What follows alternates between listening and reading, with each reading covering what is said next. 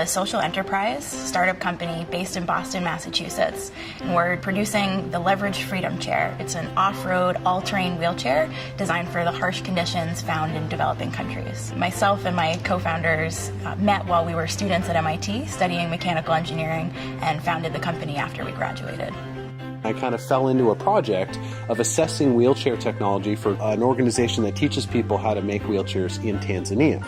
And what struck me during that summer is that the products that were on the market left a large gap, particularly for people who lived in village areas. From the time that we've all spent abroad, we've really gotten to understand the challenges that people are facing. If you're somebody with a disability in a developing country, in addition to the stigma that you're already facing, just getting around is very difficult. There was a need for a totally new type of device that could both go fast and efficiently on rough terrain, but also be small enough to use indoors. And that's what started the Leverage Freedom Chair project. We call it the Freedom Chair because it allows a certain freedom that other technologies don't. That's freedom to get where you want to go.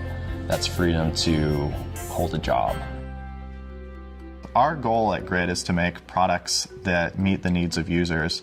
SOLIDWORKS is a natural extension of that ideation process. We've got a design problem and functional requirements that we want to reach. We need it to be rugged. We need it to go off-road. We need people to be able to use this thing all day. A lot of the dimensions and features of a wheelchair are interdependent. You want to have the center of gravity in just the right spot, but moving it affects the size of almost every tube on the chair. And SOLIDWORKS allows us to just change in a couple of numbers in the sketch, and having everything update gives us the flexibility to make the right decision and not just the easy decision. How could we make a mechanical system that would be kind of like a mountain bike for your arms, that could enable you to go fast and efficiently on flat ground, but give you enough torque, to climb steep hills in sand and mud? We could just have a lever system where we grab at different points on the lever to change the effective length of the lever. So if we needed to get a lot of torque and a lot of leverage, you grab high on the lever, you can go through mud and sand, and if you want to go faster, you grab low on the lever, and you can push through a big angle every stroke. As we were traveling across the developing world, we saw just how common bicycles were. Everything that moves on the LFC is a bicycle part. It's something that is really inexpensive, but also very precise. These are engineered products that are robust, they're meant for human forces. Knowing that they can just go to their local bike shop and get something fixed is really important to us.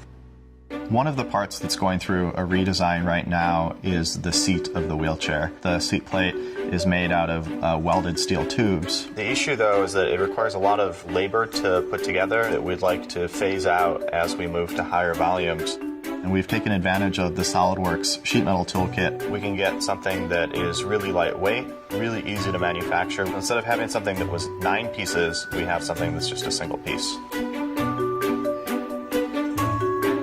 We're going through a new design process now to make a lighter weight, easier to manufacture footplate that we can use in the next generation of wheelchairs. So we've modeled this up to simulate the person transferring all of their weight on one side of the footplate. It's kind of a worst case scenario for us.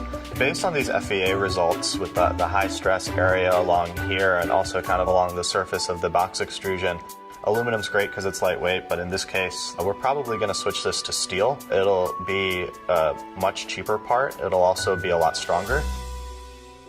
As an engineer, I like making things. I want to impact people.